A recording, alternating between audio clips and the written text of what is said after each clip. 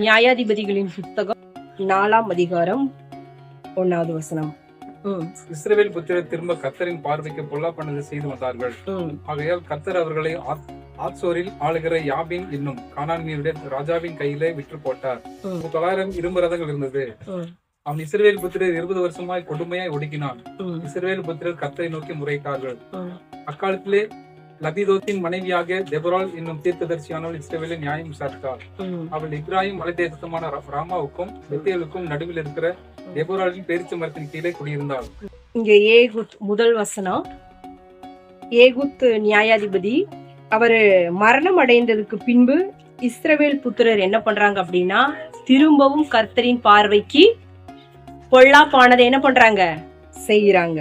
ஆகையால் கர்த்தர் அவர்களை ஆத்சோரிலே ஆளுகிற யாபின் என்னும் கானானியருடைய ராஜாவின் கையிலே என்ன பண்ணார் அப்படின்னா, தேவன் அவர்களை ஒப்பு கொடுத்தாரு. இந்த கானானிய ராஜா யாபினுடைய ராணுவ தளபதியா இருக்கிறதா யாருன்னு பார்த்தா சிசரா. யாரு? ராணுவ தளபதி சிசரா. அவன் எங்க குடியிருக்கான் அப்படின்னு பாத்தீங்கன்னா, அரோசேத் அப்படிங்கிற புறஜாதி பட்டணம், அங்க அவன் என்ன பண்றான், குடியிருக்கிறான். அவனுக்கு கிட்டத்தட்ட 900 இருப்பு ரதங்கள் இருந்தது. 20 வருஷம் பாத்தீங்கன்னா அவன் இஸ்ரவேல் ஜனங்களை என்ன பண்றான் அப்படின்னா கொடுமையாய் நடத்துறான். அப்ப கொடுமையா நடத்தும் பொழுது இஸ்ரவேல் ஜனங்க என்ன பண்றாங்க அப்படின்னா கர்த்தரை நோக்கி முறையிடுகிறாங்க. அல்லேலூயா. அப்ப அந்த காலத்துலதான் லபிதோத் அவருடைய மனைவிதான் தெபொராள். யாரு? தெபொராள். அவ ஒரு தீர்க்கதரிசி, இஸ்ரவேலை நியாயம் விசாரித்து வந்தாள். இப்ப அந்த தெபொராள் தான் நம்ம பார்க்க போறோம். யார பார்க்க போறோம்? தெபொராள். இந்த தெபொராள் அப்படிங்கிறதுக்கு என்ன அர்த்தம் அப்படின்னா தேனி. தெபொராள்னா என்னது? தேனி. இந்த தேனிய நம்ம பார்த்தோம் அப்படின்னா ரொம்ப சுறுசுறுப்பானது. தேனி ரொம்ப சுறுசுறுப்பானது. கிட்டத்தட்ட வந்து பாத்தீங்கன்னா 1 கிலோ தேனு நமக்கு வேணும் அப்படின்னா 40 லட்சம் பூக்கள்ல இருந்து அந்த தேனை என்ன பண்ணுமா, தேனீக்கள் சேகரிக்குமாமா. 1 கிலோ தேனுக்கு அது எத்தனை பூக்கள் இடத்துல போய் அதை எடுத்துட்டு வருது அந்த தேனை? 40 லட்சம். அப்படின்னா அது எவ்வளவா கடினமா உழைக்குதுன்னு பாருங்க. அதோடைய சுறுசுறுப்ப பாருங்க. உபாகமம் 1:44 சொல்லுது, அதாவது எதிரிகளை தேனீக்களை கொண்டு அவர் என்ன பண்ணுவாராமா, விரட்டுவாராமா. தேனீக்களை கொண்டு விரட்டுவாரு. அப்படின்னா அது எவ்வளோ பலன் உள்ளதுன்னு சொல்றாங்க, அது எவ்வளவு சுறுசுறுப்பு உள்ளதுன்னு சொல்றாங்க. அப்ப அதுக்கு சோம்பலுங்கிறதே கிடையாது, சோம்பேறியாவே அது இருக்காது. அப்ப 40 லட்சம் பூக்களிடத்திலிருந்து அந்த தேனை 1 கிலோ தேன் தான் வரும். வருது அப்படின்னா அது எவ்வளவு சுறுசுறுப்பா இருக்குது. அது பாத்தீங்கன்னா சின்ன இடத்துல எல்லாம் கட்டாது. தேன் கூடு சின்ன எங்கேயாவது கட்டுமா? இல்ல. கண்மலையில அந்த நம்ம பிரிட்ஜுக்கு கீழே எல்லாம் கட்டி வச்சிருக்கு. இப்ப நம்ம இங்க வரும்பொழுது இந்த பிரிட்ஜ்ல எல்லாம் என்ன பண்ணும், தேனை கட்டி வச்சிருக்கு. கண்மலையில பெரிய பெரிய மலைகள்ல தான் அது என்ன பண்ணும் அப்படின்னா தேனீக்கள் தேன் கூட்ட கட்டும். அப்படின்னா அதனுடைய சிந்தனை அது எல்லாமே உயர்ந்த இடத்துல இருக்குது. அதனுடைய எண்ணம் அதெல்லாமே எப்படி இருக்குது, உயர்ந்த இடத்துல இருக்குது. ரொம்ப சுறுசுறுப்பானதுதான் இந்த தேனீக்கள். அப்ப இந்த தெபொராளும் மிக மிக மிக மிக சுறுசுறுப்பானவள். அதனாலதான் அவ என்ன பண்றா அப்படின்னா இஸ்ரவேல் ஜனங்களை அவ என்ன பண்றா, நியாயம் விசாரிக்கிறாள். அவ கர்த்தருடைய வாயா இருந்தா. தீர்க்கதரிசி அப்படின்னா அவங்க வந்து கர்த்தருடைய வாயா இருப்பாங்க. மோசே தீர்க்கதரிசி அப்படின்னா அவர் பாத்தீங்கன்னா தேவன் சொல்றத தேவன் மோசேகிட்ட சொன்னா அப்படின்னா மோசே வந்து என்ன பண்ணுவார், அத ஜனங்களிடத்துல சொல்லுவார். அப்ப தேவன் சொல்ற அந்த வார்த்தைகளை கேட்டு இவ என்ன பண்ணுவா, தெபொராள் ஜனங்களை நியாயம் விசாரிப்பாள். அதனால அவ ஒரு தீர்க்கதரிசி, தேவனுடைய வாயா இருந்தவள், மிக மிக சுறுசுறுப்பானவள். அப்ப பெண்கள் இந்த காலத்துல என்ன பண்ணக்கூடாது, ரொம்ப சோம்பேறியா இருக்கக்கூடாது, எப்பயுமே சுறுசுறுப்பா இருக்கணும். இவ ஒரு நியாயாதிபதி அப்படின்னா ஜட்ஜ் என்ன பண்றான்னா நியாயம் விசாரிச்சு அவங்களுக்கு என்ன சொல்றா, தீர்ப்பு சொல்றா. அந்த நேரத்துலதான் இந்த சிசரா வந்து இவங்களை கொடுமையாய் நடத்துறத கேள்விப்பட்டு இவங்க எல்லாமே இவகிட்ட வந்து என்ன பண்றாங்க, முறையிடுறாங்க. சிசரா என்ன பண்றாங்க, கொடுமையா நடத்துறாங்க, இதுக்கு என்ன வழி அப்படின்னு கேட்கும் பொழுது இவளிடத்துல அந்த நியாயம் போகுது. 5வது வசனம், அவள் எப்ராயிம் மலை தேசமான ராமாவுக்கும் பெத்தேலுக்கும் நடுவில் இருக்கிற தெபோராலின் பேரிசை மரத்தின் கீழ் குடியிருக்கிறார். எப்ராயிம் மலை தேசத்துல அந்த 2 ஊரு ராமாவுக்கும் பெத்தேலுக்கும் நடுவுல தான் அந்த பேரிசை மரம் இருக்குது. அந்த மரத்துக்கு கீழே இருந்துதான் அவ இஸ்ரவேல் ஜனங்களை என்ன பண்றா, வழி நடத்திட்டு வர்றா. அப்படி வழி நடத்திட்டு வரும் பொழுதுதான் இஸ்ரவேல் தேசத்துல கொடுமை மிகவும் அதிகமா இருக்குது. ஏன்னா கானானிய அந்த கானானியரோட இராணுவ தளபதி சிசரா எங்களை கொடுமையா நடத்துறான் அப்படின்னு முறையெல்லாம் யார்கிட்ட வருது, இந்த தெபோரால் கிட்ட வருது. அப்ப தெபோரால் என்ன சொல்றா அப்படின்னா, அவள் நப்தலியில் உள்ள கேதேசில் இருக்கிற அபினோகாமின் குமாரன் பாராக்கை வரவழைத்து, நீ நப்தலி புத்திரரிலும் செபுலோன் புத்திரரிலும் 10000 பேரை கூட்டிக் கொண்டு தாபோர் மலைக்கு போக கடவா என்றும், நான் யாபின் சேனாதிபதியாகிய சிசராவையும் அவன் ரதங்களையும் அவன் சேனையையும் கீசோன் பள்ளத்தாக்கிலே உன்னிடத்திற்கு வர இழுத்து அவனை உன் கையிலே ஒப்பு கொடுப்பேன் என்று இஸ்ரவேலின் தேவனாகிய கர்த்தர் உனக்கு கட்டளையிடவில்லையா என்றார். ஹல்லேலூயா. அது வரைக்கும் இவங்க முறையிடுற வரைக்குமே கர்த்தருடைய வார்த்தை அங்க வரல.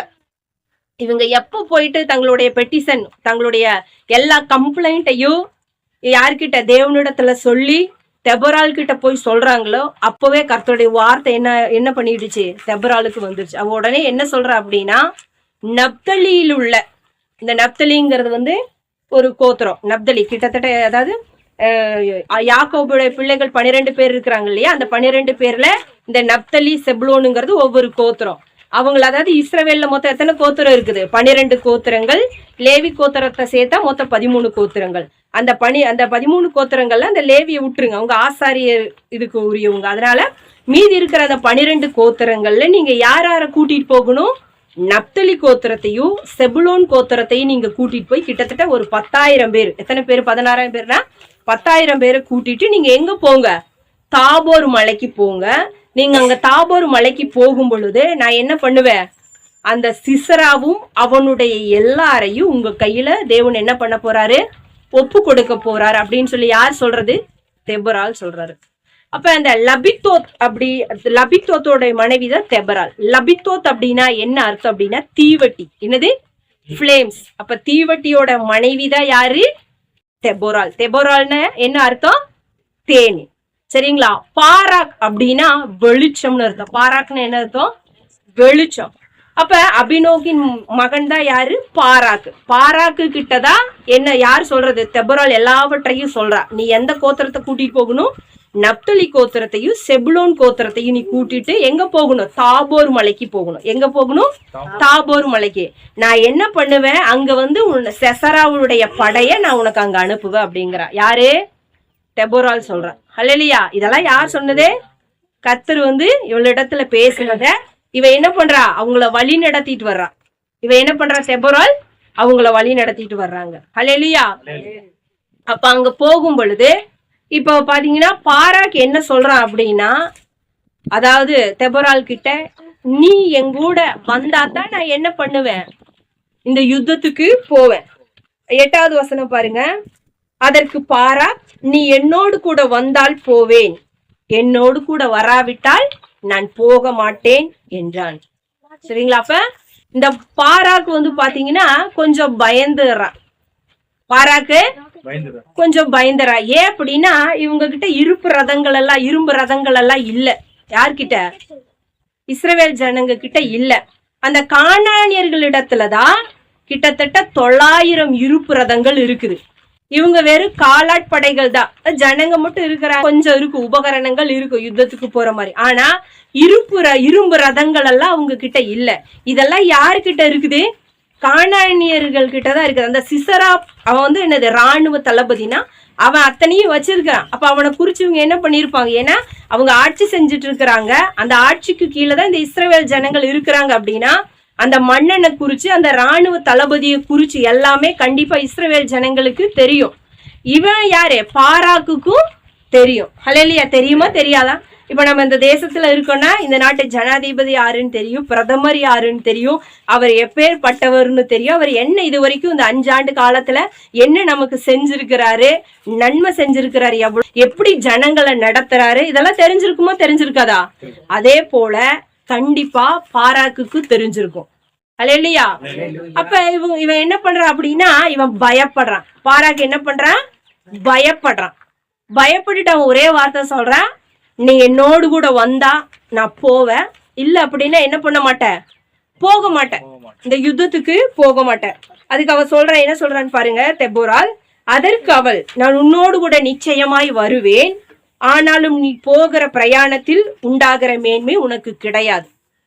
நான் உன் கூட கண்டிப்பா யுத்தத்துக்கு வருவேன், ஆனா அதுல உனக்கு கண்டிப்பா வெற்றி நிச்சயம், ஆனாலும் அதுல உனக்கு மேன்மை கிடையாது. அது யாருக்கு போய் சேரும் அப்படின்னா, ஆனாலும் நீ போகிற பிரயாணத்தில் உண்டாகிற மேன்மை உனக்கு கிடையாது. கர்த்தர் சிசராவை ஒரு ஸ்திரியின் கையிலே ஒப்பு கொடுப்பார் என்று சொல்லி தெபோரால் எழும்பி பாராக்கோடு கூட கேதேசுக்கு போனாள். ஹல்லேலூயா. இவங்க எங்க போறாங்க அப்படின்னா, இந்த நப்தலி கோத்திரம், செபுலோன் கோத்திரம் எங்க இருக்கிறாங்க அப்படின்னா கேதேஸ்ல இருக்கிறாங்க. அவங்க எங்க இருக்கிறாங்க? கேதேஸ்ல இருக்கிறாங்க. கேதேசுக்கு தெபோரால் யார் கூட போறா அப்படின்னா பாராக்கு எல்லாம் சேர்ந்து எங்க போறாங்க? ஜனங்களை ஒன்று திரட்டுறதுக்காக. 10,000 பேர் வேணும் இல்லையா யுத்தத்துக்கு? கர்த்தர் அப்படிதான் சொல்லி இருக்கிறாரு. அதனால அங்க போறாங்க. இவங்க இந்த தெபோரால், அதுக்கப்புறம் பாராக்கு எல்லாமே அந்த செபுலோன் கோத்திரம், நப்தலி கோத்திரம் எல்லாமே கேதேஸ்ல இருக்கிறாங்க அப்படிங்கறத யாரு கேள்விப்படுறா? சசரா கேள்விப்படுறாரு. வாசிங்க பார்க்கலாம். 12வது குமாரன் பாராக் தாபார் மலையிலே ஏறி போனான் என்று சிசராவுக்கு அறிவிக்கப்பட்ட போது, சிசரா 900 இருப்பு ரதங்களாகிய தன்னுடைய எல்லா ரதங்களையும் தன்னோடு இருக்கிற எல்லா ஜனங்களையும் புறஜாதிகளின் பட்டணமாகிய அரசோத்திலிருந்து கீசோன் பள்ளத்தாக்கிலே வரவழைத்தான். இவங்க எங்க போயிட்டாங்க அப்படின்னா, யாரு? தெபோராலு, பாராக்கு, அந்த நப்தலி கோத்திரம், செபுலோன் கோத்திரத்துல இருக்க அந்த 10,000 பேரெல்லாம் சேர்ந்து எங்க போயிருக்கிறாங்க அப்படின்னா தாபோர் மலைக்கு போயிட்டாங்க. இவன் என்ன பண்றா? இவங்க தாபோர் மலைக்கு போயிட்டாங்கன்னு சிசரா கேள்விப்பட்டு இவன் எங்க போறான் அப்படின்னா கீசோன் பள்ளத்தாக்குக்கு போறான். அவங்க மேல இருக்கிறாங்க, இவங்க எங்க போறாங்க? பள்ளத்தாக்கு வழியா போயிடலாங்க. பள்ளத்தாக்கு 2 மலைகளுக்கு இடையில ஒரு பகுதி இருக்கும் பாத்தீங்களா, தண்ணி போகிற அந்த இடத்துக்கு பேர் தான் பள்ளத்தாக்கு. அங்கதான் என்ன நடக்க போகுது? யுத்தம் நடக்க போகுது. அதாவது தாபோர் மலையில யாரு? பாராக்கு தெபோரால் இருக்கிறாங்க யுத்தத்துக்கு. இவங்க எந்த வழியா போறாங்க? அவங்கள பின்தொடர்ந்து தெபோராலையும் பாராக்கையும் பின்தொடர்ந்து சிசரா எதுல போறான்னா இந்த பள்ளத்தாக்கு, கீசோன் பள்ளத்தாக்கு வழியா போறாங்க. அங்கதான் யுத்தம் என்ன பண்ண போகுது? நடக்க போகுது. இவன் பாத்தீங்கன்னா 900 இருப்பு ரதங்களோடு போறா. அது போக அவனுக்கு காலாட்படைகள் நிறைய இருக்கும். ஆனா தெபோராலுக்கு பாராக்குக்கும் கர்த்தரை தவிர யாருமே இல்ல. நப்தலி கோத்திரத்திலையும் செபுலோன் கோத்திரத்துல இருக்கிற அந்த 10,000 பேரை கூட்டிட்டு தான் போறாங்க. அப்ப அங்க யுத்தம் நடக்குது. யுத்தம் நடக்க போகுது. இவங்களுக்கு ஹெல்ப்புக்கு யாருமே இல்லை, இந்த 10,000 பேர் தான் இருக்கிறாங்க. அப்ப தேவனே என்ன பண்றாரு அப்படின்னா 5வது அதிகாரம் 20வது வசனத்துல, வானத்தில் இருந்து யுத்தம் உண்டாயிற்று, நட்சத்திரங்கள் தங்கள் அயனங்களிலிருந்து செசராவோடு யுத்தம் பண்ணின. அப்ப அங்க யுத்தம் நடக்க போகுது. ஹல்லேலூயா. இப்ப யுத்தம் நடக்க போகும்போது இவங்களுக்கு இவ்வளவுதான் சப்போர்ட், இந்த 10,000 பேர் தான் சப்போர்ட். ஆனா அங்க பாத்தீங்கன்னா தேவ தூதர்களே இவங்களுக்கு என்ன பண்ணாங்களாமா? அந்த யுத்தத்துல உதவி செய்தார்களாம். ஹல்லேலூயா. அதுதான் அந்த நியாயாதிபதிகள் 5வது அதிகாரம் 20-21 வசனத்துல பாத்தீங்கன்னா, வானத்திலிருந்து யுத்தம் உண்டாயிற்று, நட்சத்திரங்கள் தங்கள் அயனங்களிலிருந்து சிசராவோடு யுத்தம் பண்ணின. அப்ப வானத்தில் இருக்கிற சேனையே இவங்களுக்கு சப்போர்ட்டா அந்த யுத்தத்துல உதவுறாங்க. ஹல்லேலூயா. என்ன சொல்லிட்டாரு அப்படின்னா, யார்கிட்ட? தெபோரால் கிட்ட, நீ இப்போ நான் என்ன பண்ணுவேன், அந்த யுத்தத்துல கண்டிப்பா உங்களுக்கு வெற்றிய தருவேன். இவங்க சாதாரணமான ஒரு ஜனங்க, இவங்களுக்கு என்னது படைபலமோ எந்த பலனுமே இல்லை. கர்த்தரை தவிர இந்த தெபோராலுக்கும் பாராக்குக்கும் யாருமே கிடையாது. அப்ப சாதாரண ஒரு ஜனங்களை எடுத்துட்டு போயிட்டு தேவன் என்ன பண்றாருன்னா அசாதாரணமான ஒரு காரியத்தை அங்க செய்யறாரு. ஹல்லேலூயா. ஏன் அப்படின்னா பலவான்களை வெக்கப்படுத்தும்படியாக தேவன் பலவீனமானவர்களை இந்த உலகத்துல தெரிஞ்சுட்டார். ஹல்லேலூயா. ஞானவான்களை வெட்கப்படுத்தும்படியாக பைத்தியமானவர்களை தெரிந்து கொண்டார். அந்த நாட்கள்ல கானானியர்கள், இந்த யாபின் சிசரா அப்படிங்கிறது அவங்க ராணுவ தளபதியா இருக்கிறான் அப்படின்னா அவன் பெரிய ஆளு. அப்ப அவங்கள பார்த்தாலே மற்ற நாடுகள் எல்லாம் என்னது பயப்படுற மாதிரிதான் ஒரு சூழ்நிலை. ஆனா அந்த அந்த கானானிய ஜனங்களை, அதாவது தளபதி அரசன் எல்லாத்தையும் வெட்கப்படுத்தும்படியாக தேவன் என்ன பண்ணார்? சாதாரண ஜனமா இருக்கிற, கொஞ்ச ஜனமா இருக்கிற இந்த இஸ்ரவேல் ஜனங்களுக்கு இவர் என்ன பண்றாரு? சப்போர்ட்டா நிக்கிறாரு. அதனால வானத்தின் சேனையே என்ன பண்ணுது அப்படின்னா அவர்களோடு யுத்தம் பண்ணுது. ஹல்லேலூயா. யுத்தம் பண்ணி அந்த யுத்தத்துல பாத்தீங்கன்னா அவர்களுடைய ரதங்களும் அவர்களுடைய எல்லா அந்த 900 இருப்பு ரதங்கள் இருந்தது பாத்தீங்களா, அது எல்லாமே அந்த ஒரு ஆற்று வெள்ளத்துல அந்த ஒரு நதியில அடித்து செல்லப்பட்டது. பாராக்கு வந்து பாத்தீங்கன்னா யுத்தத்துல பலத்து அவங்க எல்லாத்தையுமே கொண்டு போட்டுட்டே வர்றான். அப்ப அப்படி கொண்டு போட்டுட்டு எல்லாம் அவங்களுடைய பலம் ஓங்கிடுச்சு அந்த யுத்தத்துல. ஏன் அப்படின்னா சேனைகளின் கர்த்தர் அவரோடு கூட இருந்து யுத்தத்துல என்ன பண்றாரு? சப்போர்ட்டா இருந்து அதுல வந்து அவங்களுக்கு ஜெயத்தை கொடுக்கும் பொழுது இந்த சிசரா என்ன பண்ணிட்டான்? பயந்து எல்லாத்தையும் விட்டுட்டு ரதங்களை எல்லாம் விட்டுட்டு அவன் என்ன பண்றான்? ஓடுறான். 4வது அதிகாரம் 16ல இருந்து வாசிக்கலாம். பாராக் ரதங்களையும் சேனையும் புறஜாதிகளுடைய அரசேத் மட்டும் துரத்தினான். செசராவின் சேனையெல்லாம் பட்டைய கருக்கினாலே விழுந்தது, ஒருவனும் மீதியா இருக்கவில்லை. அப்ப இவங்க எத்தனை பேரோட போனாங்க? 900 இருப்பு ரதங்களோட போனாங்க பாத்தீங்களா. அவங்க எல்லாத்தையுமே இந்த பாராக்கு, தெபோரால், அதுக்கப்புறம் நப்தலி கோத்திரத்துல உள்ளவங்க, செபுலோன் கோத்திரத்துல உள்ளவங்க, அது போக வானத்தின் சேனை எல்லாமே வந்து யுத்தத்துல இவங்களுக்கு என்ன பண்ணிட்டாங்க? ஜெயத்தை கொடுத்த படையெல்லாம் அழிஞ்சு போயிடுச்சுன்னு இந்த சிசராவுக்கு தெரிஞ்சிச்சு. உடனே அவன் என்ன பண்றான்? சிசரா கால்நடையாய் கேனானியனான ஏபேரின் மனைவி கூடாரத்திற்குள் ஓடி வந்தான். அவன் என்ன பண்ணிட்டான்? எல்லாத்தையும் விட்டுட்டு அப்படியே ஓடி போறான். அங்க போகும்பொழுது பாத்தீங்கன்னா யாகேலுடைய கூடாரத்திற்குள் ஓடி வந்தான். அப்பொழுது யாபின் என்னும் ஆசோரின் ராஜாவுக்கும் கேனானியனான ஏபோரின் வீட்டிற்கும் சமாதானம் உண்டாயிருந்தது. அதாவது யாபின் ராஜா, கானானியருடைய ராஜா தான் யாரு? யாபின். இந்த கூடாரத்துக்குள்ள போனா பாத்தீங்களா, அவர் தான் என்னது? ஏபோர். ஏபோருடைய மனைவி தான் யாகேல். அப்ப அவங்க 2 பேத்துக்கும் வந்து ஒரு அவங்க குடும்பத்துக்குள்ள எப்படி இருக்குது? அவங்க சமாதானமா இருக்கிறாங்க. அதனால சமாதானமா இருந்தனாலதான் சசரா என்ன பண்றான்? அந்த வீட்டுக்குள்ள என்ன பண்றான்? போறான். இப்ப நமக்கு ஆகாதுன்னா நம்ம ஒரு வீட்டுக்குள்ள போவோமா? போக மாட்டோம். அப்ப அவனுடைய அந்த ராஜா யாரு? யாபின். கானானுடைய ராஜாவுக்கும் இந்த கூடாரத்துக்குள்ள நுழைஞ்சான் பாத்தீங்களா, அவளுடைய வீட்டுக்கு ஒரு சமாதானம் இருந்தது. உடனே இவ என்ன பண்றா? இவ வாசல்லே நின்றுட்டு இருக்கும் பொழுது சிசரா ஓடி வரும் பொழுது இவ என்ன பண்றான்னு பாருங்க, கூப்பிடுறா. யாகேல் வெளியே சிசராவுக்கு எதிர்கொண்டு போய், உள்ளே வாரும் என் ஆண்டவனே, என்னண்டை உள்ளே வாரும், பயப்படாதேயும் என்று அவனோடு கூட சொன்னாள். இவ யாகேல் வந்து வெளியே போய் நிற்கும் பொழுதே அவன் அங்கிருந்து சிசரா ஓடி வரும் பொழுது, நீங்க உள்ள வரலாம், எதுவுமே பயப்பட வேண்டாம், ஏன்னா எதிரிகள் யாருமே இங்க இல்ல அப்படின்னு சொல்லிட்டு இவ என்ன பண்ணிட்டா? ஒரு ஜமுக்காலத்தை போட்டு அவ ஒரு போர்வையை போட்டு என்ன பண்ணிட்டா? மூடி வச்சிட்டா. ஏன் மூடி வச்சிட்டா? யாரும் வந்தா அவன் இருக்கிறது என்ன பண்ணக்கூடாது? தெரியக்கூடாது அப்படின்னு மூடி வச்சிட்டான். என்ன பண்றான்னு பாருங்க. அவன் அவளை பார்த்து, குடிக்க எனக்கு கொஞ்சம் தண்ணி தா அப்படின்னு கேக்குறான். யாரு? சிசரா. ஏன் அப்படின்னா அவன் யுத்த காலத்துல இருந்து வந்தான், ரொம்ப தாகத்துல இருந்து வந்த உடனே அவனுக்கு என்ன ஆயிடுச்சு? தாகம் எடுத்தனால எனக்கு கொஞ்சம் தண்ணி தா அப்படின்னு யாகேல் கிட்ட கேக்குறான். இவன் என்ன பண்றா? தண்ணி குடுக்காம பாலை குடுக்குறா. அவன் என்ன பண்றான்னு பாருங்க. தாகமா இருக்கிறேன் என்றான். அவள் பால் துருத்தியை திறந்து அவனுக்கு குடிக்க கொடுத்து திரும்பவும் அவனை மூடினாள். அவன் தண்ணி கேட்கிறா, இவ எதை கொடுக்கறா? பாலை கொடுக்கறா. அப்பொழுது அவன், நீ கூடார வாசலிலே நின்று யாராவது ஒருவன் வந்து இங்கே யாராகிலும் இருக்கிறார்களா என்று உன்னிடத்தில் கேட்டால் இல்லை என்று சொல்லு. இவன் என்ன சொல்ற? சரி, நான் யுத்த களத்துல இருந்து ஓடி வர்றேன் பாத்தியா, என்னை யாராவது வந்து கேட்டா நான் இங்க வரலன்னு சொல்லிடு, அதனால வாசல்ல நீ என்ன பண்ணு, காவலுக்கு நில்லு அப்படின்னு சொல்லிட்டு இவன் என்ன பண்றான்? அந்த கூடாரத்துக்குள்ள வந்து நல்லா படுத்து தூங்கிட்டான். ஏன் அப்படின்னு அவன் யுத்த களத்துல இருந்து வந்தனால அந்த பாலை குடிச்சோன்னு அவனுக்கு என்ன ஆயிடுச்சு? டயர்ட் ஆயிடுச்சு. யாராவது வந்தா நான் இல்லன்னு சொல்லு, யாராவது வர்றாங்களான்னு சொல்லுன்னு சொல்லிட்டு இவளை காவலுக்கு வச்சுட்டு இவன் போய் என்ன பண்ணிட்டான்? படுத்து நல்லா தூங்கிட்டான். இவன் என்ன பண்றா? இந்த யாகேலு இவன் நல்லா தூங்கிட்டான்னு தெரியுது. ஒரு இந்த கூடார ஆணி இருக்கு பாத்தீங்களா, அந்த ஆணியை எடுத்து அவனுடைய தலையில என்ன பண்ணிட்டா?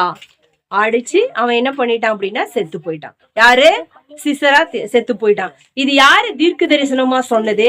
தேவன் வந்து தெபொராள் இடத்துல சொன்னது. ஹல்லேலூயா. தேவன் என்ன சொல்றாரு பாராக்க பார்த்து, அதாவது தெபொரா சொல்ற, நான் உன் கூட வருவேன், ஆனா உனக்கு மேன்மை கிடையாது. இத நான் யாருக்கிட்ட, இந்த மேன்மை யாருக்கு போக போகுது அப்படின்னா, ஒரு ஸ்திரீயின் இடத்துல நான் யார கொடுக்க போறேன், சிசராவை நான் ஒப்பு கொடுக்க போறேன். அவ மூலமா தான் இந்த சிசராவுக்கு என்ன ஆக போகுது, மரணம் வரப்போகுது. தெபொராளும் பாத்தீங்கன்னா மேன்மைய விரும்பாதவங்க, தங்களுக்கு புகழ் அதெல்லாம் வேணும்னு விரும்பாதவங்க. அதனாலதான் அவங்க என்ன பண்றாங்க அப்படின்னா, நான் போகல, நீ எங்கூட வா, ஏன்னா சப்போர்ட் இல்ல, நம்ம கிட்ட ஒண்ணும் இல்ல, நம்ம போனா நம்மள தோத்துருவோம் அப்படிங்கிற ஒரு பயத்துல இவங்க என்ன பண்ணிட்டே இருந்தாங்க, பாராக்கு இருந்துட்டே இருந்தா. அதனால அவ என்ன சொல்றா, உனக்கு இந்த மேன்மை கிடையாது. அவங்களுக்கு வந்து அந்த ஆசை அதெல்லாம் இல்லாங்க. அந்த மாதிரி மேன்மைய விரும்பாதவங்க, புகழ்ச்சியை விரும்பாதவங்க தான் இந்த பாராக்கு, தெபொராள். அதனால சிசராவை தேவன் ஒரு பெண்ணிடத்துல ஒப்பு கொடுத்தார். ஹல்லேலூயா. அங்க இஸ்ரவேல் ஜனங்களை கிட்டத்தட்ட 20 வருஷமா ஒடுக்கின அந்த சிசராவுக்கு தேவன் ஒரு முற்றுப்புள்ளியை வைக்கிறார். ஏபோரின் மனைவியாகிய யாகேல் ஒரு கூடார ஆணியை எடுத்து தன் கையிலே சுத்தியை பிடித்து கொண்டு மெல்ல அவள் அண்டையிலே வந்து அவன் நெற்றியிலே அந்த ஆணியை அடித்து போட்டாள். அது உருவி போய் தரையிலே புதைந்தது. அப்பொழுது ஆகாசமாய் தூங்கின அவன் செத்து போனான். என்ன பண்ணிட்டான், செத்து போயிட்டான். அதுக்கப்புறம் பாத்தீங்கன்னா, பின்பு செசராவை தொடருகிற பாராக் வந்தான். பாராக் வந்து கேக்குறான், யாராவது வந்தாங்களா அப்படின்னு சொல்லிட்டு. இவளுக்கு தெரிஞ்சிச்சு, யார தேடிட்டு இருக்கிறா இந்த பாராக்கு, சிசராவை தான் தேடிட்டு இருக்கிறா. நீ உள்ளவா, உள்ள வந்து அவனை பார் அப்படிங்கிறா. பின்பு சிசராவை தொடர்கிற பாராக் வந்தான். அப்பொழுது யாகேல் வெளியே அவனுக்கு எதிர்கொண்டு போய், வாரும், நீர் தேடுகிற மனுஷனை உனக்கு காண்பிப்பேன் என்று சொன்னாள். அவன் அவளிடத்திற்கு வந்தபோது இதோ சிசரா செத்து கிடந்தான். ஆணி அவன் நெற்றி பொட்டில் அடித்திருந்தது. ஹல்லேலூயா. ஆணி எங்கேயோ அடிச்சிட்டா, நெத்திலே அடிச்சிட்டா. ஹல்லேலூயா. தாவீது கோலியாத்த நெத்தில அடிச்ச மாதிரி இந்த யாகேலும் சிசராங்கிறவனா என்ன பண்ணிட்டா, இஸ்ரவேல் ஜனங்களின் வழி, அதாவது ஒடுக்கின அந்த ராணுவ தளபதிய தலையிலே என்ன பண்ணிட்டா, அடிச்சிட்டா. அப்ப இப்படி தேவன் அந்நாளிலே கானானியரின் ராஜாவாகிய யாபீனை இஸ்ரவேல் புத்திரருக்கு முன்பதாக தாழ்த்தினார். ஹல்லேலூயா. இஸ்ரவேல் புத்திரின் கை கானானியரின் ராஜாவாகிய யாபீனை நிர்மூலமாக்க மட்டும் அவன் மேல் பலத்து கொண்டிருந்தது. அப்ப தேவன் பாத்தீங்கன்னா ஒரு சாதாரண மக்களை கொண்டு போயிட்டு அந்த இஸ்ரவேல தன்னுடைய கட்டுப்பாட்டுக்குள்ள வச்சிருந்த அந்த கானானியர் ராஜாவுடைய பலத்தை என்ன பண்ணி போட்டுட்டாரு, ஒடுக்கிட்டார். அப்ப இஸ்ரவேல் ஜனங்களுடைய பலன் அங்க என்ன ஆயிடுச்சு, உயர்ந்துருச்சு. அப்ப அங்க வந்து அந்த யுத்தத்துல தெபொராளும் பாராக்கு அவனோட சேர்ந்த அந்த கோத்திரத்தார் எல்லாருமே ஜெயத்தை பெற்றுட்டாங்க. யார் மூலமா, ஒரு பெண் மூலமா. ஹல்லேலூயா. அதான் சாதாரண ஜனங்கள் அந்த நாட்கள்ல பாத்தீங்கன்னா ஆன்மீக இருட்டு. அத 12 கோத்திரம் இருக்கு அப்படின்னா அதுல ஒரு ஆண் மக்கள் கூட இல்லையா, நியாயாதிபதியா அந்த நாட்கள்ல விசாரிக்கிறதுக்கு. தேவன் பாத்தீங்கன்னா ஒரு பெண்ணை அப்படின்னா, அந்த தெபொராள் வந்து பாத்தீங்கன்னா ஒரு தேவ ஞானம் நிறைந்தவளா, தேவ பக்தி நிறைந்தவளா அந்த நாட்கள்ல இருந்திருக்கிறான். ஹல்லேலூயா. சாதாரண ஒரு வீட்டு வேலையை மட்டும் செய்யறவளா இல்லாம ஒரு குணசாலியான ஸ்திரியா இருந்திருக்கிறான். இப்ப நீதிமொழிகள் 31:10 சொல்லுது, குணசாலியான ஸ்திரியை கண்டுபிடிப்பவன் யார், அவளுடைய விலை முத்துக்களை பார்க்கிலும் உயர்ந்தது. அப்ப அவ வீட்டு வேலைகளையும் செஞ்சுட்டு ஒரு தேசத்தையே அவ என்ன பண்றா, நியாயம் விசாரிக்கிறா. அப்படின்னா அவ எப்பயுமே ஆக்டிவாவே இருந்திருப்பா. நம்ம கோர்ட்டுல எல்லாம் ஒரு கேஸ் போகுது அப்படின்னா நாள்ல ஒரு வருஷத்துல 365 நாளுக்குரிய கேஸுமே பெண்டிங்ல தான் இருக்கும், விசாரிக்கப்படாம இன்னைக்கு இருக்க காலகட்டத்துல. ஆனா தெபொராள் பாத்தீங்கன்னா ஒரே பெண் நியாயாதிபதி தான். ஒரு பெண், முதல் பெண் நியாயாதிபதி யார் அப்படின்னு பார்த்தா தெபொராள். அப்ப அந்த இஸ்ரவேல் ஜனங்கள்லாம் எத்தனை கேஸ் அவகிட்ட கொண்டு வந்திருப்பாங்க, எத்தனை பிரச்சனையை கொண்டு வந்திருப்பாங்க அப்படின்னா காலையில உட்கார்ந்தான விசாரிக்கிறதுக்கே என்ன ஆயிரும், டைம் சரியாயிடும். ஹல்லேலூயா. அப்ப அப்பேற்பட்ட ஒரு சுறுசுறுப்பானவள் தான் தெபொராள். சோம்பேறியாவை எப்பயுமே இருந்ததில்ல. ஹல்லேலூயா. புத்தியுள்ள ஸ்திரீ தன் வீட்டை கட்டுகிறாள் என்று எழுதியிருக்கிறபடி அவ புத்திமான எல்லாவற்றிலும் நடந்துட்டா. தேவனிடத்துல விசாரிக்கிறது, விசாரிச்சு சொல்றத பாத்தீங்கன்னா அத்தனை 20 வருஷமா அவங்க ஒடுக்கப்பட்டிருந்தாலும் அவங்க போய் தேவனிடத்துல முறையிடுற வரைக்கும் எதுவுமே தேவன் பேசவே இல்லை. ஆனா இவங்க எப்ப முறையிட்டாங்களோ அப்பவே தேவன் என்ன பண்ணிட்டாரு, தெபொராள் கிட்ட பேசிட்டாரு. பேசின உடனே இவ என்ன பண்றா, பாராக்கையும் அந்த கோத்திரத்தை எல்லாம் வரவழைச்சு யுத்தத்துக்கு ரெடி அப்படின்ட்டா. தேவன் பேசிட்டாரு, அதனால நம்ம யுத்தத்துக்கு என்ன பண்ணிடலாம், கிளம்பிடலாம் அப்படின்னு சொல்லிட்டாரு. அவ கிளம்பணும்னு சொன்ன உடனேயே வானத்தின் சேனையை அவங்களுக்கு உதவி செஞ்சிருச்சு. தேவ தூதர்கள் எல்லாம் வந்து யுத்தத்துல என்ன பண்ணாங்களாமா, அவங்களுக்கு உதவி செய்து அவங்கள பாத்தீங்கன்னா ஜெயம் எடுக்கும்படியாக செஞ்சாங்க. அந்த சிசராங்கிற அந்த இஸ்ரவேல் ஜனங்களை ஒடுக்கின அந்த பிசாசு, அந்த சாத்தான அவங்க என்ன பண்ணிட்டாங்க, ஒரு பெண்ணுடைய கையில தேவனை ஒப்பு கொடுக்கும்படியாக செஞ்சாங்க. அல்லேலூயா. அப்ப பெண்கள் என்ன பண்ணணும், சோம்பலின் அப்பத்தை புசியாமல் நல்ல சுறுசுறுப்புள்ள கைகளா நம்ம என்ன பண்ணணும் அப்படின்னா இருக்கணும். அல்லேலூயா. தேனி மாதிரி இருக்கணும். தேனீக்கள் பார்த்து, அதாவது சிம்சோன் சொல்றாரு, பச்சிக்கிறவனிடத்தில் பச்சனமும் பலவானிடத்தில் மதுரமும் தங்கும். எதிரிக்கு எதிரியா வேகமா அந்த போயிட்டு அந்த வேகமா அந்த ஜனங்களை அவ என்ன பண்ணிருக்கா அப்படின்னா நடத்தி இருக்கிறா. சீக்கிரமா எல்லாத்தையும் என்ன பண்ணிருக்கிறா, செஞ்சு முடிச்சிருக்கிறா. யாரு, தெபோராள். எவ்வளவு வேகமா போக முடியுமோ அந்த அளவுக்கு வேகமா போய் அந்த யுத்தத்துல அவ என்ன பண்ணிட்டா, ஜெயம் எடுத்துட்டா. அல்லையா. அப்ப அவ்வளவு சுறுசுறுப்பானவள் தான். அவன் பேர் எப்படி இருக்குதோ அப்படியே அவன் இருக்கிறான் அப்படிங்கறதுலயா வசனம். அதே மாதிரி தெபோராள் அப்படிங்கிற பேருக்கு ஏற்றவாறு அவ என்ன பண்றான்னா அந்த இஸ்ரவேல் ஜனங்களை வழி நடத்துறா. அல்லையா. வழி நடத்தி அந்த யுத்தத்துல ஜெயத்தை கொடுக்கிறாரு. கிட்டத்தட்ட 40 வருஷம் இஸ்ரவேல்ல ஒரு சமாதானம் உண்டாயிருக்கு. அவங்க என்ன பிரச்சனை அப்படின்னா, இவங்க உண்மையான தேவனையும் கானானியருடைய தெய்வங்களையும் அவங்க வழிபடுறாங்க. அதுதான் பிரச்சனை. உண்மையான தேவனையும் பாகாலின் தெய்வத்தையும் அவங்க வழிபடுறாங்க.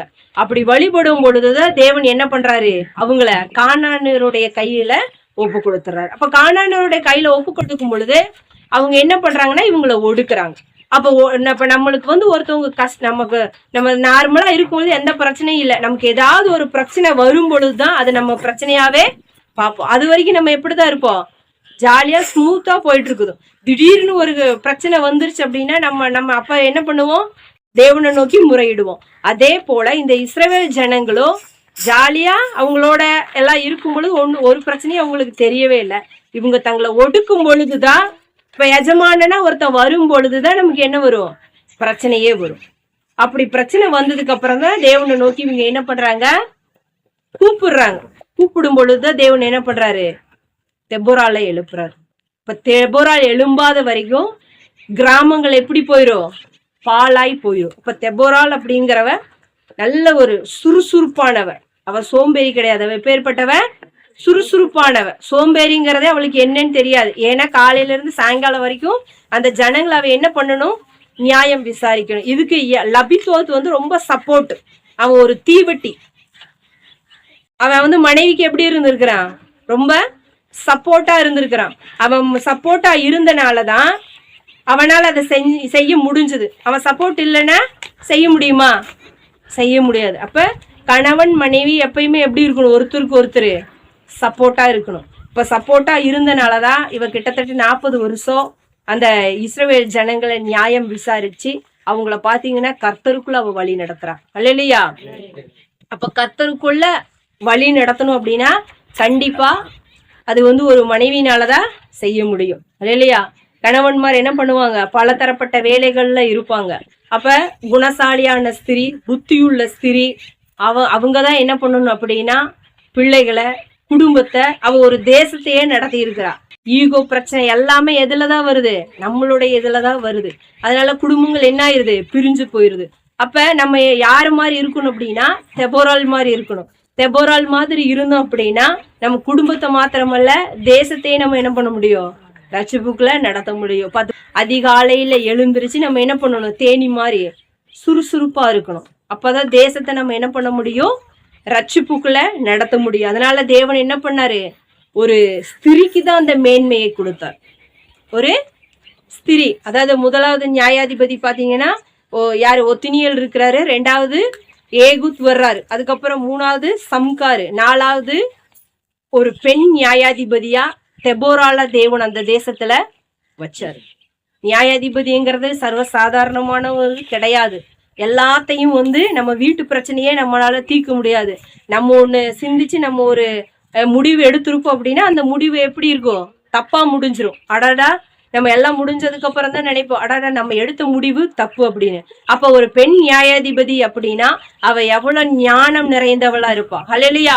அப்ப எல்லாவற்றையும் அவ என்ன பண்றா அப்படின்னா தேவனிடத்துல கேட்டு கேட்டு கேட்டு கேட்டு செய்யறா. இப்ப தேவ பக்தி நிறைந்தவள். சாதாரணமா நம்ம வந்து ஒரு காரியம் நடக்குதுன்னா நம்ம சும்மா போனா போக்குல நம்ம என்ன பண்ணிட்டு போக முடியாது, சொல்ல முடியாது. அது வந்து தப்பா போய் முடிஞ்சிடும். அதனால தேவ சமூகத்துல தேவனுடைய வார்த்தைக்காக காத்திருந்து அதை கேட்டு நம்ம சொல்லும் பொழுது கண்டிப்பா அதுல ஒரு நன்மை உண்டாகும். நம்ம போன போக்குல எந்த காரியத்தையும் நம்ம என்ன பண்ணக்கூடாது, சொல்லக்கூடாது. அதனால தெபோரால் மாதிரி நம்ம தேவ சமூகத்தில் இருக்கணும், தேவனுக்கு வாயா இருக்கணும். ஹல்லேலூயா. அவ ஒரு தீர்க்கதரிசி.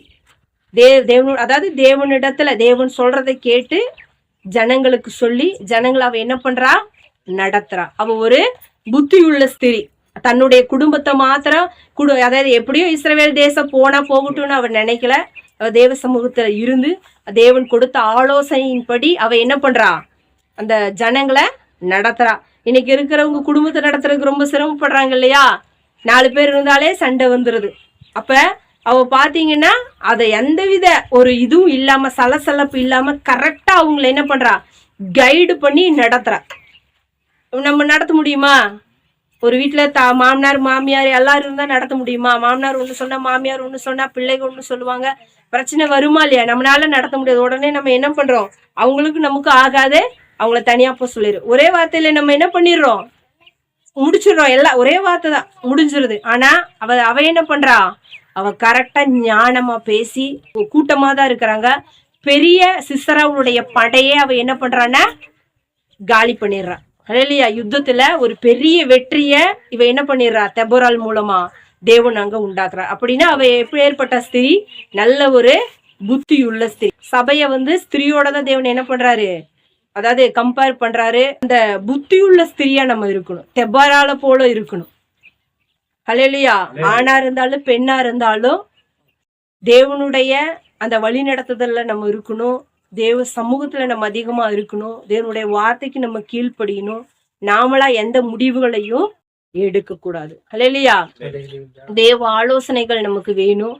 அதனால நம்ம எப்படி இருக்கணும் அப்படின்னா சுறுசுறுப்பா தெபோரால் மாதிரி இருக்கணும். ஹல்லேலூயா. ஃப்ரிட்ஜில் வச்சு 3 நாள் அதே குழம்ப சாப்பிடாம நல்ல சூடா செஞ்சு சாப்பிட்டு எல்லாம் 10 நாளைக்கு மேல எல்லாம் ஆட்டி நீங்க என்ன பண்ணக்கூடாது, சாப்பிடக்கூடாது. ஏன் அப்படின்னா 3 நாளையிலே 2 நாளையிலே வெளியே வச்சு அந்த மாவு என்னவாயிருது, கெட்டு போயுது. அதுல வந்து நிறைய அந்த ஃபங்கை மாதிரி பூஞ்சையெல்லாம் வந்து ஒரு மாதிரி பச்சை கலரா மாறிடும். இதை நீங்க பாத்தீங்கன்னா ஃப்ரிட்ஜில் ஸ்டோர் பண்ணிட்டீங்க அப்படின்னா அது கெட்டு போக. அப்படி நம்ம சாப்பிடும் பொழுது நம்மளோட உள்ள எல்லா மிஷினும் ஃபால்ட் ஆகிரும். புரியுதுங்களா? தேவையில்லாத நோய் வந்துடும். நீங்க டைமை மிச்சம் பண்றன்னு உள்ள வச்சு நீங்க என்ன பண்ணாதீங்க, சாப்பிடக்கூடாது. அது எல்லாமே கெட்டு போயிடுச்சுன்னு அர்த்தம். இந்த ஃப்ரிட்ஜ் எதுக்காக கண்டுபிடிச்சாங்க அப்படின்னா அந்த நாட்களுடைய மெடிசன் இருக்குது பாத்தீங்களா, மருந்துகள், அதாவது ஆப்ரேஷன் அப்படிங்கும் பொழுது இந்த மருந்து நம்ம அதுக்காக அதை பாதுகாக்கிறதுக்காக தான். இந்த மருந்து வந்து விலையேற பெற்றது. அந்த நாட்கள்ல கண்டுபிடிப்புகள் எல்லாம் அரிது. சரிங்களா? ஒரு மருந்தை வந்து நம்ம வந்து அவங்க வந்து ரொம்ப பொக்கிஷ மாதிரி பாதுகாப்பாங்க. இந்த மருந்து வந்து கெட்டு போயிடக்கூடாது அப்படிங்கிறதுக்காக தான் இந்த ஃப்ரிட்ஜை என்ன பண்ணாங்க, கண்டுபிடிச்சதுல வந்து அவங்க வச்சு அதை பாதுகாத்தாங்க. மருந்துகள் வைக்கிறதுக்காக கண்டுபிடிக்கப்பட்டதுதான் அந்த ஃப்ரிட்ஜ். அதுல நாம என்ன பண்றோம், இப்ப இருக்கிற எல்லாமே வீட்டுல இருக்கிற எல்லாமே வேஸ்ட் எல்லாம் எதுலதான் இருக்குது, அந்த ஃப்ரிட்ஜுக்குள்ளதான் இருக்குது. 35,000 ரூபாய் ஃப்ரிட்ஜ்ல வெறும் 5 ரூபாய் கருவேப்பிலை கொத்தமல்லி தலையை தான் நம்ம என்ன பண்றோம் வச்சு பாதுகாக்கிறோம். அது போக இந்த ஊசி போன இந்த மாவை தான் நம்ம வச்சு என்ன பண்றோம், சாப்பிட்றோம். அதனால அந்த மாதிரி எல்லாம் இருக்காம நாம எப்படி இருக்கணும் அப்படின்னா சுறுசுறுப்பு உள்ளவங்களா இருக்கணும். அப்ப சுறுசுறுப்பு உள்ளவன் கைதான் செல்வத்தை என்ன பண்ணும், உண்டாக்கும். அப்ப எல்லாவற்றிற்கும் ஆணிவேறு எது அப்படின்னா நம்ம ஆக்டிவா இருக்கிறது, நம்ம சுறுசுறுப்பா இருக்கிறது. இப்ப நம்ம சோம்பேறியா இருந்தோம்னா கண்டிப்பா நமக்கு எந்தவித ஆசீர்வாதமும் வராது, எல்லாமே இழப்பு தான் நமக்கு. நம்ம எப்ப நம்ம சுறுசுறுப்பா இருக்கும் பொழுதே நம்ம என்ன பண்றோம் அப்படின்னா செல்வத்தை உண்டாக்குறோம். இப்போ ஒரு நம்ம சுறுசுறுப்பா இருந்தாதான் தேவனுக்கு என்ன பண்ண முடியும், ஏதாவது ஒண்ணு செய்ய முடியும். இந்த தெபோரால் பார்த்து அந்த நாட்கள்லயே தேவனுக்காக ஊழியம் செஞ்சா, தேவனுடைய ஊழியத்தை அவ செஞ்ச ஒரு ஊழியக்காரி. ஏன் அப்படின்னா ஜனங்களை யார் பக்கமா நடத்திட்டு போறா, தேவன் பக்கமா நடத்திட்டு போறா, தேவனுடைய வழி நடத்துதல் அவன் நடத்திட்டு போறா. இன்னைக்கு நம்ம சபையில அந்த நாட்கள்லயே தெபோரால் அப்படி இருந்தா அப்படின்னா இந்த நாட்கள்ல பெண்கள் எப்படி இருக்கணும், எல்லாருமே எப்படி இருக்கணும் அப்படின்னா, நமக்கு பாட்டு பாடுற தாளந்து இருந்தா தாராளமா பாட்டு பாடலாம், தேவ நாமத்தை மகிமைப்படுத்தலாம். நம்மனால ஒரு பிரசங்கம் பண்ண முடியும் அப்படின்னா அதுக்கு நம்ம தயாராகி தேவனுடைய நாமத்தை அது மூலமா நீங்க என்ன பண்ணலாம், செய்யலாம், தேவ நாமத்தை மகிமைப்படுத்தலாம். சின்ன சின்ன வேலை செய்யலாம், சபையில் என்ன பண்ணலாம், வேலை செய்யலாம், அது மூலமா தேவ நாமத்தை நம்ம மகிமைப்படுத்தலாம். வந்தோம் போனோம் அப்படின்னு இல்லாம ஏதோ இந்த பூமியில நம்ம வந்ததுக்கு தேவனுக்காக நம்ம என்ன செய்ய முடியுமோ அதை நம்ம என்ன பண்ணலாம், செய்யலாம். எல்லாவற்றிலும் நம்ம யாரதான் மகிமைப்படுத்துறோம், தேவனை தான் மகிமைப்படுத்துறோம். இல்ல நான் அதை செய்ய மாட்டேன், நான் பாட்டு பாட மாட்டேன், நான் அது பண்ண மாட்டேன், அவங்க இருக்கிறாங்க இவங்க இருக்கிறாங்க அப்படின்னா அப்புறம் பாராக்க விட்டுட்டு யாருக்குதான் மேன்மை போகும், யாகேலுக்கு தான் போகும். இவன் என்ன சொல்றான், நீ வந்தாத்தான் நான் உங்க கூட போவேன், தெபோராலே நீ வந்தாத்தான் நான் உங்க கூட போவேன். அப்ப அவன் ஒரே வார்த்தை, நான் வர்ற ஒன்றும் பிரச்சனை கிடையாது, ஆனா மேன்மை உனக்கு கிடையாது. அப்ப நம்மளுடைய மேன்மை அங்க என்ன சொல்ல வருது அப்படின்னா, நம்மளுடைய மேன்மை அவங்க திருடுறாங்கன்னு அர்த்தம் கிடையாது. நம்மளுடைய மேன்மையை நாமளே இன்னொருத்தவங்களுக்கு என்ன பண்ணிட்டோம், விட்டு கொடுத்துறோம். நம்மளுடைய மேன்மை இன்னொரு பக்கம் போயிருது. தேவன் பாத்தீங்கன்னா நாம செய்யலைன்னு நம்மளை என்ன பண்ண மாட்டாரு, ஃபோர்ஸ் பண்ண மாட்டாரு. நமக்கு பதிலா இன்னொரு ஆள் அங்க என்ன பண்ணிடுவாரு, எழுப்பிடுவாரு. எப்படியும் அவருக்கு என்ன ஆகணும் அப்படின்னா அவருடைய காரியம் அங்க நடக்கணும். புரியுதா, அவருடைய காரியம் நடக்கணும். அவர் எப்படி இருந்தாலும் யாரை கொண்டாது அவருடைய வேலையை அவர் என்னதான் செஞ்சாகணும், செஞ்சே ஆகணும். அல்லையா, நான் வரல அப்படிங்கறதுக்காக என்னைய அவர் என்ன பண்ண மாட்டாரு, கூப்பிட்டுட்டே இருக்க மாட்டாரு. இன்னொரு ஆள் ரெடியா இருந்தாங்க அப்படின்னா கண்டிப்பா என்னுடைய மேன்மை அவங்களுக்கு போயிடும். அவங்க அதுக்கு கரெக்டா பாத்திரவானா இருப்பாங்க. அல்லையா, அப்ப நம்ம எப்படி இருக்கணும் அப்படின்னா தெபோரால் மாதிரி சுறுசுறுப்பா இருக்கணும். சுறுசுறுப்பா இருந்தாதான் நம்மளுடைய காரியங்கள் எல்லாவற்றிலும் தேவன் நமக்கு ஜெயத்தை கொடுக்க முடியும். அல்லையா, புரிஞ்சுதா உங்களுக்கு? அப்ப நீங்க எப்படி இருக்கணும், தெபோரால் மாதிரி இருக்கணும். சரியா? அதனால தேவ சமூகத்துல இருங்க. அந்த இது தெபோராலுங்கிறது வெறும் பெண்களை மாத்திரமல்ல, எல்லாவற்றிற்குமே அது என்னது, ஒரு எடுத்துக்காட்டுதான், ஒரு எக்ஸாம்பிள் தான் தெபோராலுங்கிறவ. அல்லையா, அதனால நல்லா ஆக்டிவா சுறுசுறுப்பா இருங்க. இந்த 5வது அதிகாரம் பாத்தீங்கன்னா இவ எல்லாத்துலயும் அதாவது ஜெயம் எடுத்துட்டு வந்துட்டாங்க. சிசராவை பாத்தீங்கன்னா தேவன் அந்த யாகளுடைய கையில கொடுத்ததுக்கு அப்புறம் இவங்க பாடுறதுதான் இந்த பாட்டு. அந்நாளிலே தெபோராலும் அபினோமின் குமாரன் பாராக்கும் பாடினது. அவங்க அந்த யுத்தத்துல வெற்றி பெற்றதுக்கு அப்புறம் இவங்க என்ன பண்றாங்க, இந்த பாட்டெல்லாம் பாடுறாங்க. தேவன் எங்களுக்கு எப்படி உதவி செய்தார் அப்படிங்கிறது தான் இந்த நியாயாதிபதிகள் 5வது அதிகாரம் ஃபுல்லா. தேவன் எங்களை எப்படி வழிநடத்தி வந்தாரு, எப்படி ஜெயத்தை கொடுத்தாரு, யாரெல்லாம் எங்களுக்கு உதவி செஞ்சாங்க அப்படிங்கறத சொல்லி தெபோராலு பாராக்கு பாடுறதுதான் இந்த 5வது அதிகாரம். ஹல்லேலூயா. அப்ப ஸ்திரீகளுக்குள்ளே கேனானியான ஏபோரின் மனைவியாகிய யாகேல் ஆசீர்வதிக்கப்பட்டவள். நம்ம எல்லாருமே ஆசீர்வதிக்கப்பட்டவங்க தான். சரிங்களா? லாஸ்ட் பாத்தீங்கன்னா 31வது அதிகாரம் சொல்லுது, கர்த்தாவே உம்மை பகைக்கிற யாவரும் இப்படியே அடைய கடவர்கள், அவரில் அன்பு கூறுகிறவர்களோ வல்லமையோடு உதிக்கிற சூரியனை போல இருக்க கடவர்கள் என்று பாடினார்கள். பின்பு தேசம் 40 வருஷம் அமைதலா இருந்தது.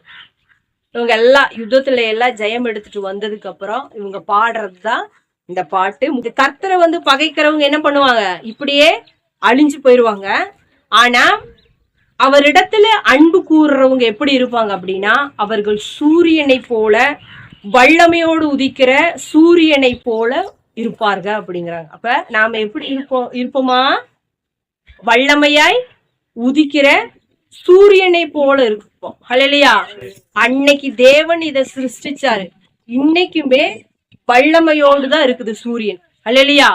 ஒரே சூரியனை தான் ஆண்டவர் படைச்சாரு. அன்னைக்கு ஆதி நாட்கள்ல எப்படி படைக்கப்பட்டதோ அதே மாதிரி அதனுடைய வல்லமை இதுவரைக்கும் குறைஞ்சிருக்குதா? இல்ல. அந்த வல்லமை நாளுக்கு நாள் எப்படிதான் இருக்குது, அதிகமாயிட்டே தான் இருக்குது. என்ன சொல்றாங்க, முன்னாடி எல்லாம் இவ்வளவு வெயில் இல்ல, இப்பதான் என்ன இருக்குது, அதிகமா இருக்குது வெயில். அப்படின்னா அந்த சூரியனுடைய பிரகாசம் குறைஞ்சு போகவே இல்லை. சூரியனுடைய பிரகாசம் நாளுக்கு நாள் நாளுக்கு நாள் நாளுக்கு நாள் எப்படிதான் இருக்குது, அதிகமாயிட்டு இருக்குது. அப்ப அவரிடத்துல அன்பு கூர்ந்தோம் அப்படின்னா கண்டிப்பா நம்மளுடைய வல்லமை குறைய அல்லேலூயா. தெபொராளுடைய வல்லமை குறைஞ்சுதா? இன்ன வரைக்கும் இல்ல. அவளை பத்தி நம்ம பேசிட்டு இருக்கிறோமா? அவளுடைய காரியங்களை சொல்றோமா? அப்ப அவளை குறிச்சுதானே அந்த மகிமை வல்லமை எல்லாமே அதிகமாயிட்டுதான் போகுதே தவிர குறைஞ்சிட்டே போறதில்ல. அப்ப அவ பாத்தீங்கன்னா தேவனிடத்துல அன்பு கூர்ந்தா. அந்த ஆன்மீக இருட்டு ஆவிக்குரிய காரியங்கள் இல்லாத அந்த நாட்கள்ல இஸ்ரவேல் ஜனங்க தவறான காரியங்களுக்குள்ள போன அந்த நாட்கள்ல தேவனை தேடாம அவங்களுடைய கைகளினால தேவனை மகிமைப்படுத்தின அந்த நாட்கள்ல இவ என்ன பண்ண அப்படின்னா அவர்களை தேவன் பக்கமா நடத்துறா, ஆவிக்குரிய வாழ்க்கையில நடத்துறா. அப்படி அவ நடத்தும் பொழுது தேவனிடத்துல அவ என்ன பண்றான்னா அன்பு கூறுறா. அப்ப அன்பு கூறும் பொழுது அவளுடைய மகிமை ஒரு நாள் என்ன ஆகாது? குறையாது. அப்ப நாமளும் சபையாரா இருக்கிற நாமளும் இப்ப யாரா இருந்தாலும் தேவனிடத்துல அன்பு கூர்ந்தோம் அப்படின்னா நம்மளுடைய வல்லமை ஒரு நாள் குறையாது. புரியுதா? நம்ம எப்படி இருப்போம் அப்படின்னா வல்லமையோடு உதிக்கிற இந்த சூரியனை போல நம்மளுடைய பிரகாசம் இன்னும் அதிகமாகும். இல்லையா? நம்ம ஒரு நாளும் மங்கி போக மாட்டோம். அதான் இந்த வசனம் சொல்லுது, நம்ம ஒரு நாளும் மங்கி போக மாட்டோம். ஏன் அப்படின்னா நம்ம யாரிடத்துல அன்பு கூறுறோம்? தேவனிடத்துல. அந்த தேவன் எப்படிப்பட்டவர்? நமக்கு நன்மை மாத்திரம் செய்தவர். அந்த தேவன் எப்படிப்பட்டவர்?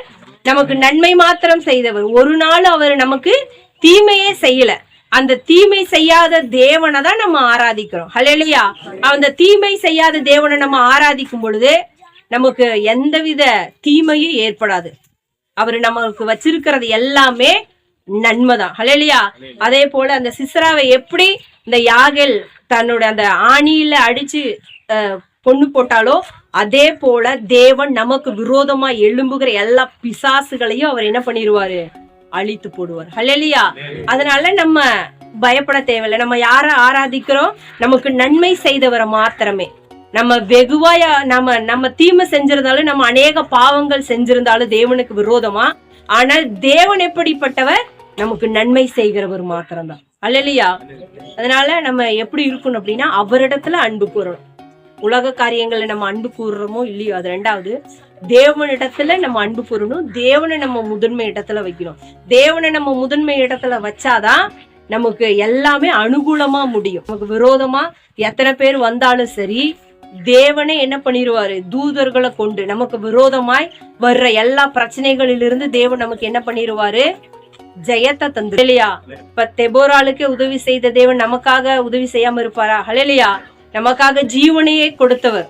அதனால நம்மளை என்ன பண்ணுவார்? அவரு பாதுகாப்பாரு. நம்மளுடைய பிரச்சனைகள் எல்லாம் அவருக்கு பெருசு கிடையாது.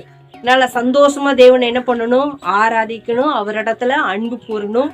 நம்ம சுறுசுறுப்பா இருக்கணும். சுறுசுறுப்பா இருக்கும் பொழுது நம்ம எல்லாவற்றையும் நம்ம என்ன பண்ண முடியும்?